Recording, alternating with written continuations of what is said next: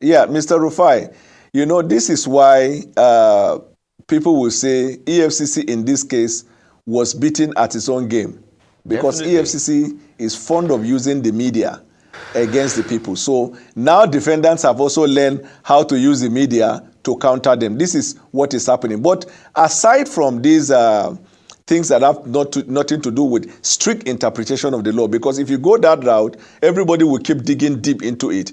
But what is the provision of the law regarding the circumstances you talked about? One, the Constitution says anybody who feels his right is violated, is about to be violated. That is, you just think that your right is about to be violated. He said the person can approach the court to seek the protection of his fundamental right. Now, that about to be violated is subject to circumstances, factual affidavit evidence, which the court will look at.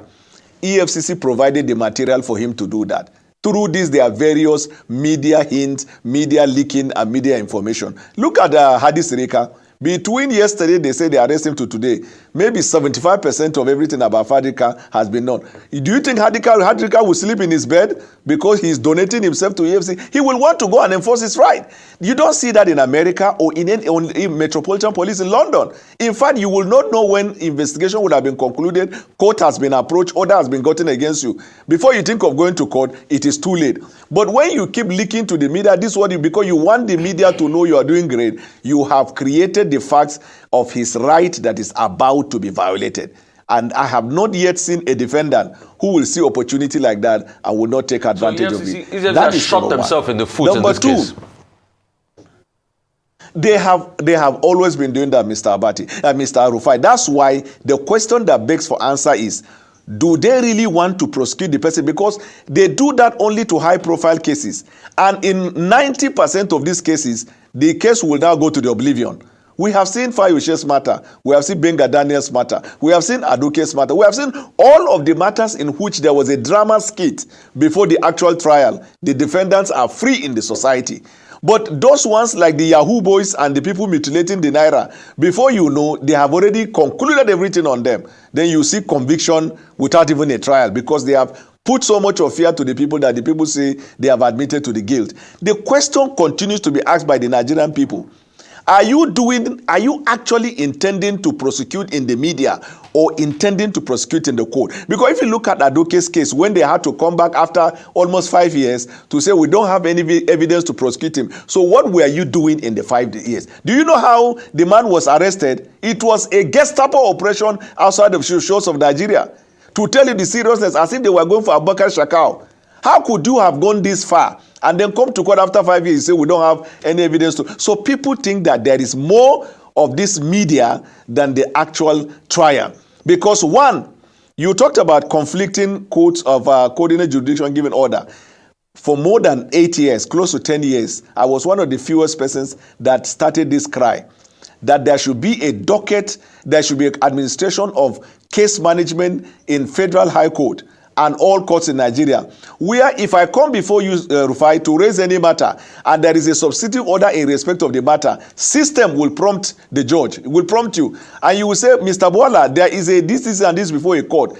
But that is done, and the judge, if no facts exist before him, that there was an order elsewhere, he will continue to act as if he has not seen it.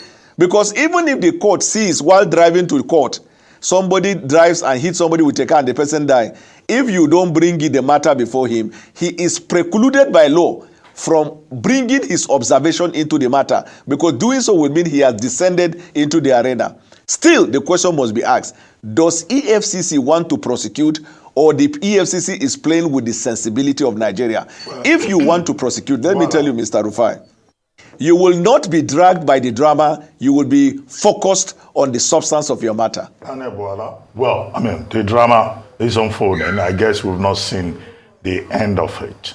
Now, yesterday, the court gave an order for substituted service through Yahaya Bello's counsel, that's Adeola Adedipe, SAN, right? And Adeola Adedipe, SAN, was saying categorically before the court that there was no order for arrest or, any invitation before the assault, the invasion of Yahaya Bello's house and the declaration of a warrant of arrest. And he wanted that warrant of arrest vacated before his client could appear before the court. What do you think we're likely to see next in this drama? To go to the arena of a court, which is the proper place for the matter to be heard, not in the media. What do you think we're likely to see next? Right. So Mr. Abati, based on what transpired in court, there are two facts to be gleaned without delving to the strength or otherwise of the matter, because that part is sub judice. Now, the two facts to be gleaned is that there is an order for arrest that has now been contested before a judge, for which it has been adjourned for ruling. EFCC is not supposed, after today, to be chasing Yaya Bello anywhere. Even if he's walking in front of their head office, they are not supposed to arrest him, because now it has been contested before a court, and court has adjourned for ruling. Two, there is an application by Yaya Bello that order of arrest should be stepped down because it has been overtaken by event since I have now been served. And on the next adjourned date, it is only when I don't show up that the court can be requested to issue a bench warrant. But now, having served me, the law requires for me to study the charges ahead of my arraignment. And so arresting me will amount to breaching on